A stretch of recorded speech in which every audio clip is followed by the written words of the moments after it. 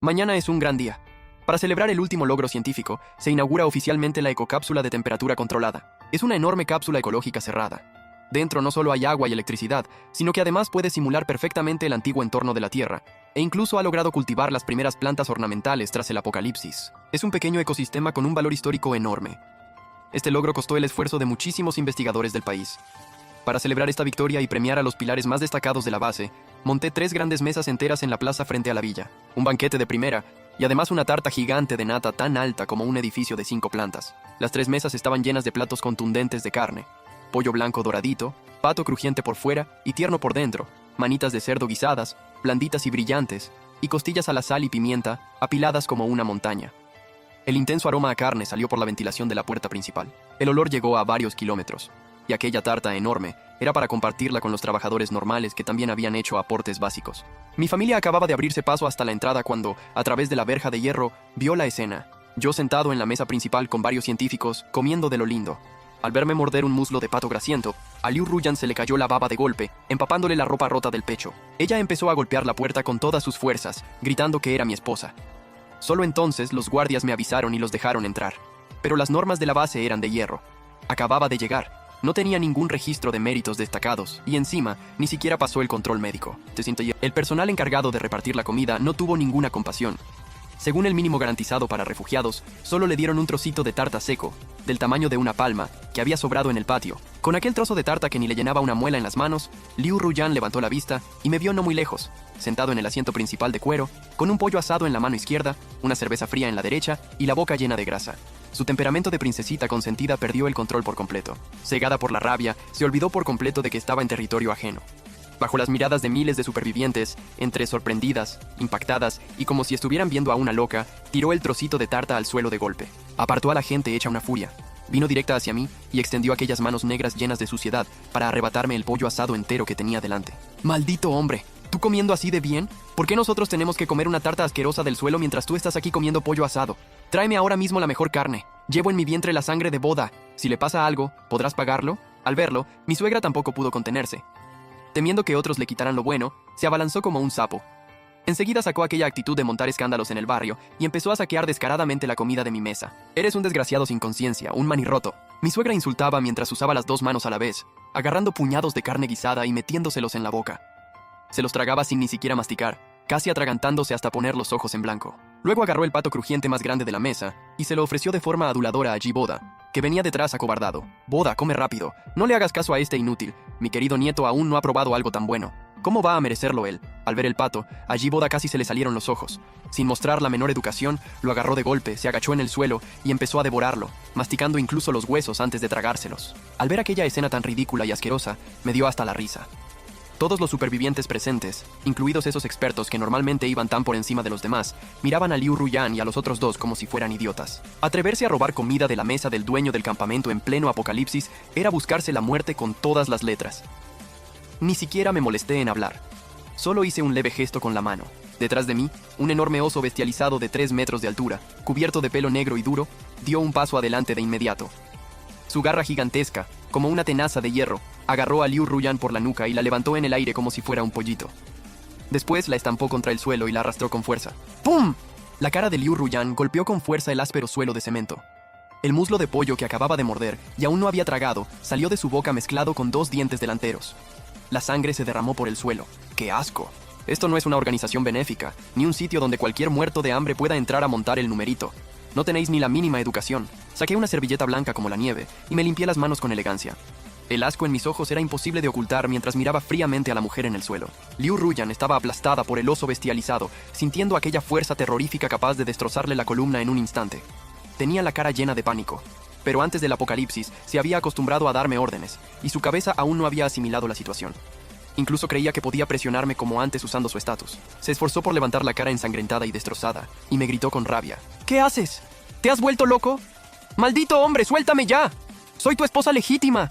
Tú entraste en nuestra familia como yerno político. Nuestra familia es tu cielo. Lo que comes, vistes y usas, ¿qué no sale de mi bolsillo? Y aún así te atreves a dejar que este animal me plante cara. ¿Quieres que le diga a mi madre que te eche de casa? Vale. No le di oportunidad de soltar toda esa basura asquerosa. Le solté una bofetada seca y brutal, directa a la mejilla izquierda. En ese golpe metí toda mi fuerza. Liu Ruyan soltó un grito, rodó media vuelta por el suelo y al instante, media cara se le hinchó hasta parecer un bollo morado. Tenía la comisura rota. ¿Aún no has espabilado? Me acerqué y mirándola desde arriba le di otra bofetada en la mejilla derecha. En esta base, el cielo soy yo. Hice un gesto con la mano y el oso gigante bestializado soltó un gruñido grave, como si entendiera todo. De un puñetazo reventó el suelo junto a Liu Ruyan y abrió un hoyo enorme. Las piedras salieron volando y le rozaron la frente. Eso terminó de aterrorizar a Liu Ruyan. Temblaba como un flan, encogida en el suelo, sin atreverse a hacer ni un ruido. Lo desesperante era que su madre veía cómo golpeaban a su hija, sin que pudiera defenderse, y aquel yerno que antes era tan sumiso, ahora estaba rodeado de monstruos aterradores. Y como mi suegra ya había visto en casa cómo un orco estampó a su marido contra la pared de una bofetada, dejándolo con los huesos hechos polvo, por muy brava que fuera, no se atrevió a ayudar a su hija. Mi suegra y Jiboda, con la boca llena de grasa, se miraron. Se les movieron los ojos, y volvieron a sacar su mejor baza, hacerse las víctimas y tirar de chantaje moral. Mi suegra se dejó caer de golpe en medio de la multitud, se puso a darse palmadas en los muslos, y entre lágrimas empezó a acusarme de ser un desalmado. ¡Venid todos a ver esto! ¡Venid a juzgar! Este es mi yerno, un ingrato de mucho cuidado. Mi suegra lloraba a moco tendido. Su actuación era de matrícula de honor. Es malísimo. En casa no solo no nos respetaba, sino que además mató a su propio suegro. Ahora que se ha hecho el jefe y le va bien, no nos da ni un bocado, y encima quiere matar a su esposa de toda la vida. Qué mala suerte arrastrará nuestra familia para habernos topado con una bestia tan cruel. Mi suegra lloraba con una emoción tremenda. Pensó que podría despertar la compasión de la gente y presionarme con la opinión pública. Pero después de tanto berrear, nadie se acercó a ayudarla. Al contrario, todos la miraban con caras raras y llenas de desprecio. Tras revolcarse un buen rato por el suelo y acabar cubierta de polvo, mi suegra notó que el ambiente no iba bien. Nadie le hacía caso, y se vino abajo. Se levantó y empezó a señalar a los supervivientes mientras los insultaba. ¿Pero vosotros no tenéis corazón? ¿No veis que están maltratando a una anciana? ¿Veis a un chaval abusando de una pobre vieja indefensa como yo y ni siquiera os atrevéis a abrir la boca? ¿Ni uno va a salir a defenderme? La miré actuar como un payaso de feria y no pude evitar reírme. La cabeza de esa vieja seguramente seguía atascada en los tiempos de antes del apocalipsis. En aquella época se colaba en el súper, obligaba a embarazadas a cederle el asiento en el bus, y con tirarse al suelo a montar el numerito, siempre aparecía algún alma caritativa a señalar a los demás desde su superioridad moral. Pero se le olvidó que ahora estábamos en el apocalipsis. La moral y las normas humanas ya se habían evaporado junto con los 60 grados de calor. Aquí, la fuerza era la ley. Poder comer hasta llenarse era la mayor moral. Y yo era el creador que tenía la vida de todos en sus manos. Tal como esperaba, por el escándalo que mi suegra había montado, varios platos exquisitos acabaron tirados por el suelo, y aquel banquete que debía ser alegre tuvo que terminar antes de tiempo. Los supervivientes que llevaban un buen rato haciendo cola y que, por culpa de aquel numerito, no habían recibido su trozo de pastel, empezaron a mirarla con rabia y ferocidad. «Maldita vieja, nos has jodido a todos. Todo es culpa tuya». Un tipo enorme, lleno de músculos, salió disparado y le metió una patada en el estómago. «Por tu numerito, todos nos hemos quedado sin el pastel que nos regaló el señor de la base. ¿Y aún tienes la cara de venir a mendigar? Esta vieja no sabe lo que le conviene.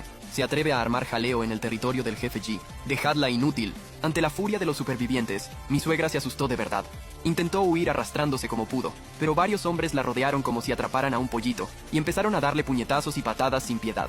Según ellos era para enseñar modales a los novatos que no sabían comportarse. Y Jiboda, que hacía nada se peleaba por comerse una pata de pato, ahora estaba escondido bajo la mesa, sin atreverse ni a asomar la cabeza. Mucho menos iba a salvar a la suegra que normalmente lo trataba como a un hijo. Cuando terminó aquella farsa, miré a los 3 tirados en el suelo, medio muertos, y dicté sentencia con voz helada. Estas 3 personas no solo habían alterado el orden de la base, sino que también habían desperdiciado comida extremadamente valiosa. Merecían el castigo más severo. Varios guardias fuertes avanzaron de inmediato. Liu Ruyan, hecha un desastre, fue atada con una cuerda áspera y colgada como un saco roto del mástil más alto fuera del puesto de auxilio. Fuera hacía nada menos que 60 grados. El sol abrasador la quemaba sin ningún tipo de protección. No llevaba ni media hora colgada, y su piel, antes bastante blanca y bien cuidada, ya empezaba a ponerse roja y a llenarse de ampollas. Tenía los labios agrietados, con hilos de sangre. El dolor y la deshidratación la hacían retorcerse como loca en el aire, hasta que por fin dejó atrás todo orgullo y empezó a suplicar. «No, no, cariño, hermano G, no. Señor G, jefe G». Liu Ruyan estaba tan quemada por el sol que ya deliraba, y su voz sonaba ronca, como papel de lija raspando. «Me equivoqué, de verdad sé que me equivoqué. Por todo lo que fuimos como marido y mujer, bájame de aquí. Si sigo al sol así, me voy a morir. Por favor, dame aunque sea un sorbo de agua». Al oír los gritos miserables de mi exmujer, yo, sentado en la sala de vigilancia tomando té helado, no sentí ni una pizca de compasión. Al contrario, toda la rabia acumulada por dentro se me alivió por completo. En mi vida anterior, cuando llegó el apocalipsis de calor extremo, ella y Jiboda se aliaron para engañarme y hacerme salir de casa. Cerraron la puerta con llave. Afuera, el sol me abrazaba sin piedad. Me arrodillé incontables veces ante la puerta, llorando y rogándole que me dejara entrar por lo que habíamos sido como pareja. Pero ella nunca cedió. Ella estaba dentro, con el aire acondicionado puesto, comiendo pipas detrás de la puerta de seguridad. ¿Qué fue lo que me dijo con tanta frialdad? Ah, sí, dijo. Mantenerte con vida solo desperdicia la comida de nuestra casa. Mejor muérete ya. Cuanto antes mueras, antes reencarnas. Y así Boda y yo ahorramos comida. En esta vida, por fin había esperado hasta el momento de devolverle esas mismas palabras. Cogí el walkie-talkie con megafonía del campamento, pulsé el botón de emisión, y mi voz fría resonó por toda la plaza. Ruyan, que sigas en mi base también es tirar comida a la basura. Encima consumes agua purificada todos los días. Mejor quédate ahí arriba y muérete al sol. Si mueres pronto, aún podrás ahorrarles a los demás de la base una ración de comida valiosa. Al oír mis palabras frías y despiadadas saliendo del altavoz, Liu Ruyan, colgada en el aire, se quedó como si le hubiera caído un rayo. Se quedó totalmente paralizada. Seguramente jamás habría imaginado que aquel lamebotas que antes la obedecía en todo, ahora tendría el corazón tan duro como un bloque de hielo. Las lágrimas acababan de asomarle a los ojos cuando el calor las evaporó al instante. Pero yo ni siquiera tenía ganas de mirarla más. Me di la vuelta y volví a la cómoda zona de descanso. 3 días. Liu Ruyan pasó 3 días y 3 noches enteros asándose en el mástil. Tuvo suerte de seguir viva. Tal vez el bebé que llevaba dentro despertó algún instinto de supervivencia, porque al final no murió. Cuando los guardias la bajaron, ya estaba medio muerta. Tenía la cara y los brazos gravemente quemados, con grandes zonas de piel desprendida e infectada, rojas, hinchadas y supurando pus. Daba verdadero espanto verla, pero su situación actual tampoco era mucho mejor. La piel le había quedado destrozada por el sol, ni siquiera podía mantenerse en pie, y solo podía quedarse tumbada recuperándose en una vieja tienda de refugiados, en la zona más apartada del campamento. Y las normas que yo había fijado para el puesto de ayuda eran justas, pero crueles. Los recursos se repartían según el trabajo. Quien no trabajara, aunque muriera de hambre, no recibiría ni un grano de arroz. A su familia de 3 le asigné un terreno de barro en el borde más alejado, con la tierra más dura, y les exigí cumplir cada día con la cuota de labranza. La situación ahora era esta. Liu Ruyan decía estar embarazada y gravemente quemada por el sol, así que estaba tumbada en una esterilla, quejándose a gritos, incapaz de trabajar. Y Ji Boda, que siempre había sido un vago, fingía estar enfermo al amparo de Liu Ruyan. Decía que estaba mareado y se negaba a bajar al campo pasara lo que pasara. Sin ninguna sorpresa, toda la carga de ganarse la comida de la familia cayó sobre mi suegra, que acababa de recibir una buena paliza y todavía tenía el cuerpo lleno de moratones. Muy temprano por la mañana, mi suegra se plantó al borde de aquel arrozal interminable, empapado por el sistema de agua templada y convertido en un barrizal. Al ver la pesada asada de hierro fundido que tenía en las manos, se vino abajo por completo. Avanzaba por el arrozal hundiéndose a cada paso, y al verme inspeccionando el trabajo, empezó a insultarme a gritos. «¡Eres un animal sin alma! ¿Tú tienes conciencia o qué? Soy tu mayor. ¿Me haces a mí, una anciana de más de 60 años, hacer un trabajo tan duro? ¿Quieres matarme de cansancio?» Detuve el carrito eléctrico y la miré fríamente detrás de las gafas de sol. Luego hice un gesto con la mano, como quien espanta una mosca. «Mi base no mantiene vagos. Si no quieres trabajar, perfecto. Déjala asada y lárgate. La puerta está abierta. Hay montones de refugiados haciendo cola para entrar y hacer este trabajo. Todos están esperando que este arrozal dé grano para poder sobrevivir». Después de escuchar mis palabras sin piedad, y al ver las miradas feroces de varios guardias privados encargados de supervisar, mi suegra perdió por completo las ganas de protestar. Frunció la boca con resignación. Se tragó toda su rabia, y no le quedó más remedio que apretar los dientes, subirse los pantalones y empezar a trabajar el campo, hundiéndose a cada paso en el barro. Ella, que antes nunca había movido un dedo en tareas duras, ahora tenía que pasar más de 10 horas al día metida en el campo. Acababa con la espalda destrozada, las manos llenas de ampollas de sangre, y varias veces estuvo a punto de desmayarse en el barro. Pero aunque terminara reventada, por la noche, cuando repartían la comida según los puntos de trabajo, como iba demasiado lenta y no cumplía la cuota, el personal solo le tiraba con frialdad 3 trozos de pan negro seco y una botellita con apenas 200 mililitros de agua purificada. Después de varios días de tortura, mi suegra por fin aprendió la lección. Sabía que insultarme solo le traería algo aún peor. No se atrevió ni a rechistar, y como una loba con sus crías, se guardó el pan en el pecho. Con el agua mineral como si fuera un tesoro, arrastró su cuerpo agotado de vuelta a la tienda hecha polvo. Pero, con solo 3 trozos de pan seco del tamaño de una palma, ¿cómo iba a dar para 3 bocas? Sobre todo con Ji Boda, que antes del desastre vivía entre algodones, comía una barbaridad y ahora él solo casi necesitaba la ración de 2 hombres adultos. Al ver la miseria de comida que había traído la suegra, a Ji Boda se le encendieron los ojos, y Liu Ruyan era igual de egoísta. ¿Cómo iba a pasar ella necesidad? Le quitó enseguida el trozo más grande de pan, se bebió media botella de agua, y soltó, tan tranquila, que necesitaba alimentarse para recuperarse. De los 2 trozos que quedaban, Ji Boda, como si fuera lo más normal del mundo, aprovechó que era más fuerte y le arrebató uno a la suegra de un tirón. Y cuando la suegra iba a comerse el último, fingió que quería mirarle la herida de la mano. Se lo quitó también y se lo metió en la boca, tragándoselo en 2 mordiscos. «Boda, ¿pero qué haces?». La suegra desesperada daba saltos y Ji Boda, limpiándose la boca, dijo sin vergüenza: «Mamá, ahora mismo yo soy el único apoyo de Ruyan. Si me vengo abajo por hambre, ¿quién va a protegerla a ella y a su nieto?». usted ya tiene una edad.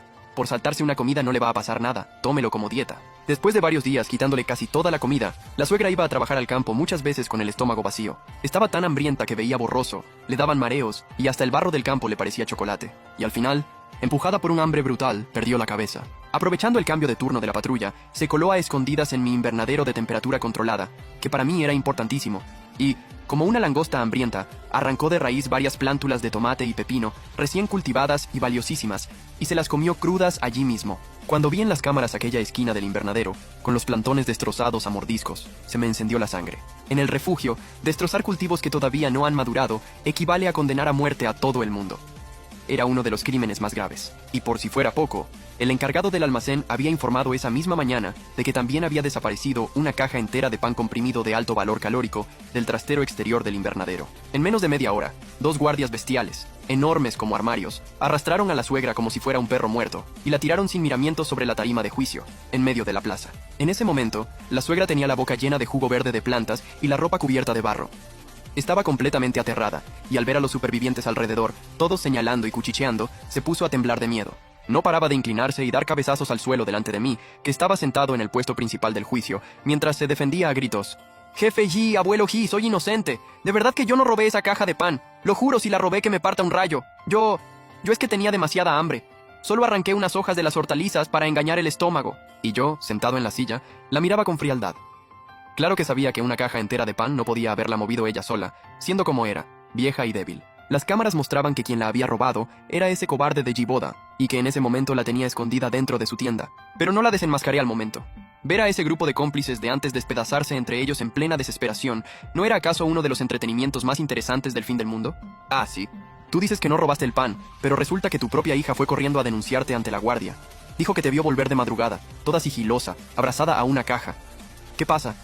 ¿Ahora resulta que una hija de sangre va a tenderle una trampa a su propia madre? ¿Qué tienes que decir?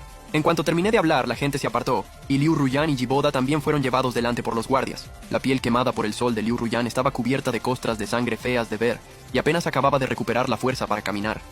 Llevaba unas ojeras tremendas, evitaba la mirada y, aún así, protegía claramente a Jiboda detrás de ella, porque sabía perfectamente que, si ejecutaban a Jiboda por robo, en este apocalipsis ella se quedaría de verdad sola y sin nadie en quien apoyarse.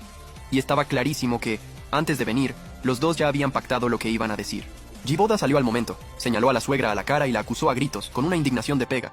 «Sí, ha sido ella. Anoche vi con mis propios ojos a esta vieja escondiendo a hurtadillas una caja de pan debajo de la cama, y encima nos advirtió de que no dijéramos nada.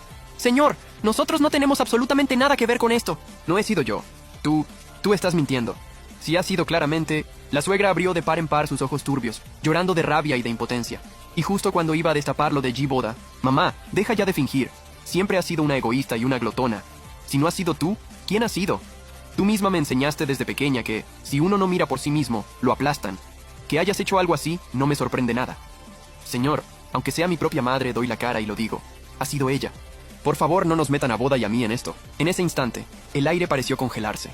La suegra se desplomó sentada en el suelo y sintió un frío hasta los huesos, con una sensación de abandono como nunca antes. Miraba sin poder creerlo a la hija biológica, que había cuidado desde pequeña como un tesoro, y a la que había protegido incluso a costa de sacrificar a su marido. En ese momento se miraba a sí misma como si fuera basura podrida, viendo cómo se empujaba sin dudarlo hacia su propia ruina. «Ruyan, ¿tú de verdad has hecho esto?».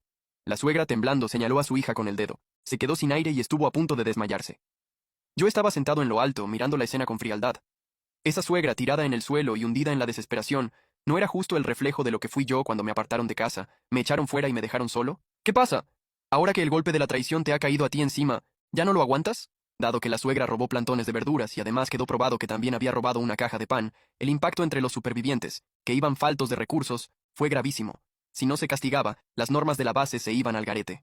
Di un par de golpes en la mesa y anuncié que se abría la votación de los supervivientes. No hubo ninguna sorpresa. Los miles de supervivientes del refugio, incluida Liu Ruyan, votaron por unanimidad retirarle a la suegra cualquier derecho a seguir allí, quitarle el traje aislante y expulsarla del refugio en el acto. Cuando vio que aquello iba en serio y que se estaba jugando la vida, la suegra por fin se derrumbó. Sabía que fuera había un erial abrasado a 65 grados y que si la echaban no aguantaría ni medio día. Se lanzó como una loca a mis pies, golpeando la cabeza contra el suelo de cemento una y otra vez, con unos golpes secos, mientras lloraba de una forma desgarradora. «Jefe G, yerno mío, te lo suplico, no me eches. Me voy a morir. Fuera hace un calor insoportable. No hay ni un rincón con sombra. Si salgo, estoy acabada. Por lo menos, por ser una mayor de la familia, déjame quedarme en la base aunque sea limpiando las letrinas. Como vio que yo no me ablandaba, se giró y se agarró a la pierna de Liu Ruyan. «Ruyan, salva a tu madre. Anda, pídeselo al jefe Ji. Soy tu madre». Liu Ruyan, con cara de puro asco, le soltó una patada a la vieja para apartarla, y como quien evita un marrón, se escondió un poco detrás de Ji Boda. Nadie hizo caso a sus súplicas. Dos guardias corpulentos la levantaron directamente y la arrastraron sin piedad como si fuera una bolsa de basura hasta el portón de hierro.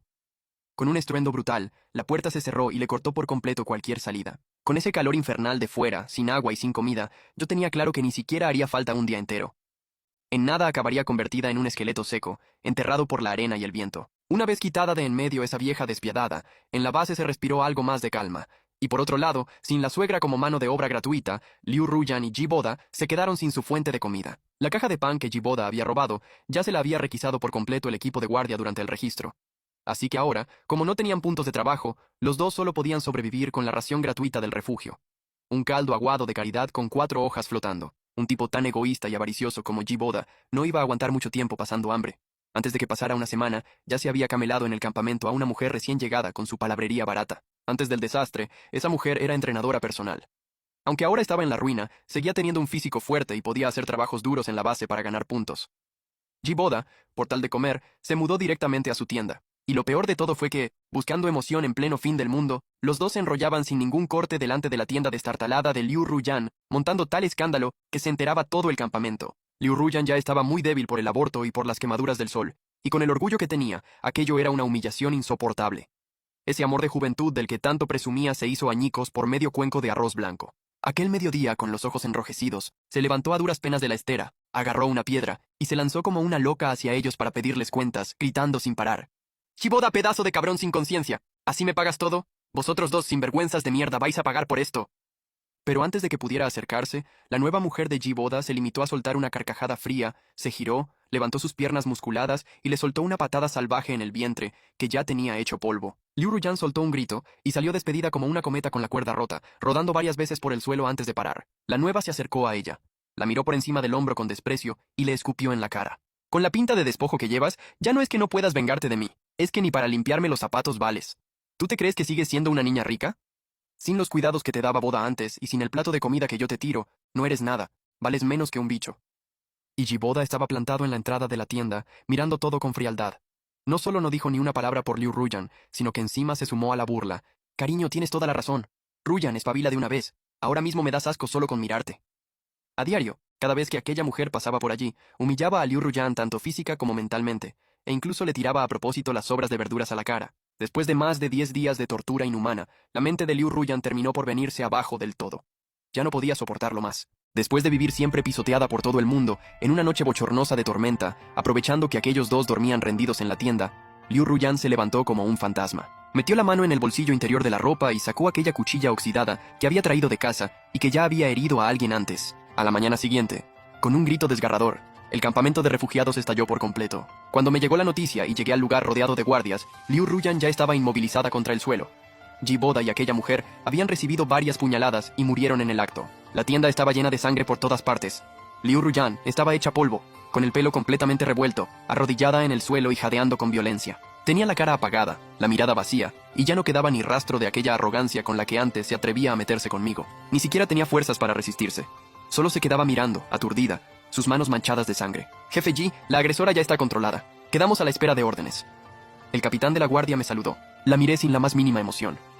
Teniendo en cuenta que había matado brutalmente a 2 personas dentro de la base y había quebrantado una de las normas sagradas del refugio, la de la seguridad absoluta, aquello era gravísimo. Ni siquiera hacía falta votación. La dirección del refugio decidió por unanimidad expulsarla de la base. Así fue como Liu Ruyan, como si fuera un trapo viejo, fue arrastrada por 2 hombres bestia, uno a cada lado, y echada sin miramientos por la puerta principal. A mediodía, la temperatura del suelo exterior ya había subido hasta unos terroríficos 70 grados. Yo estaba sobre la alta muralla, bajo una sombrilla. Desde arriba la veía revolcarse y retorcerse bajo el sol abrasador, mientras aquel calor infernal le iba secando hasta la última gota de agua del cuerpo. Arañaba desesperada la arena ardiente, con todas las uñas de los dedos reventadas. Y justo en ese último instante, al borde de la muerte, en un estado extremo de deshidratación y calor, su mente sufrió un violento destello final de lucidez. Como si hubiera activado recuerdos de otra dimensión, su mirada, antes perdida, se volvió de golpe extrañamente clara. Se quedó mirándome fijamente desde la muralla. Luego miró hacia detrás de mí, como si hubiera recordado algo crucial. reuniendo sus últimas fuerzas, se arrastró tambaleándose hacia el refugio. Se puso a golpear con todas sus fuerzas aquella enorme puerta de hierro al rojo vivo, y de su garganta destrozada salió un rugido ronco, como si se le escapara el aire. «Tú, cabrón, sal aquí fuera, Jiboda, no, tú, sal ya». Hice un gesto con la mano para que encendieran la megafonía de la muralla, y tal y como quería, me acerqué al borde para mirar desde arriba a aquella víbora moribunda. En cuanto me vio, los ojos de Liu Ruyan se le pusieron rojos al instante, y las lágrimas casi se le evaporaron dentro de los ojos. Señalándome con el dedo, levantó la cabeza y gritó con una mezcla de arrepentimiento y rabia infinita. «Ya me acuerdo, lo recuerdo todo. En la vida anterior estaba aquella tortuga. Si hubiera hecho el contrato con esa tortuga, toda esta agua infinita y todos estos recursos habrían sido míos. Tú me robaste mi destino. Si el contrato estuviera en mis manos, tú estarías acabado». Al oír su grito desesperado, no solo no sentí miedo, sino que hasta se me escapó una carcajada de desprecio. «¿En serio recuperas la memoria justo ahora?». Negué con la cabeza y la miré como si fuera una idiota. «Ya es demasiado tarde, Ruyan. ¿Y qué más da que te hayas acordado? En esta vida, esa bestia divina ya me pertenece a mí». No volví a prestarle atención a su rabieta inútil. Me giré hacia el capitán de la guardia de hombres bestia que tenía detrás y di la última orden con frialdad. «Ya que echa tanto de menos el pasado, dadle el gusto. Atadla y colgadla como la última vez en lo más alto del mástil que hay a la entrada del refugio». El enorme mástil empezó a elevarse lentamente, y Liu Ruyan, entre gritos de desesperación y rabia, fue subiendo cada vez más, quedando totalmente expuesta a aquel sol infernal sin una sola sombra que la cubriera. Esta vez no ordené que la bajaran. Bajo aquel sol de 70 grados, achicharrándose viva, en menos de un día dejó de moverse. 3 días después, en el mástil ya solo quedaba un cuerpo sin vida balanceándose con el viento. Después de librarme por fin de aquella familia egoísta y cruel, ya no me quedaba ninguna preocupación. Mi proyecto en este apocalipsis empezó a despegar de verdad. Gracias a las habilidades absurdamente rotas de la tortuga mutante, que proporcionaba agua potable sin parar y mantenía un entorno de temperatura constante, y sumando la fuerza científica de los mejores expertos del país, logramos desarrollar generación tras generación de nuevos cultivos, capaces de resistir el calor extremo y la sequía. Y no solo eso. El enorme ejército de hombres bestia que yo había criado, después de limpiar de monstruos mutados cientos de kilómetros a la redonda, se convirtió en la fuerza armada más poderosa para mantener el orden del nuevo mundo. Años después, tomando mi villa como núcleo, se levantó desde cero una gigantesca ciudad-estado apocalíptica, llena de vegetación y con una tecnología increíblemente avanzada. Y yo, como amo absoluto de aquel oasis, estaba guiando a los supervivientes humanos para levantar en aquella tierra baldía un nuevo hogar, donde la civilización y la vida pudieran volver a coexistir.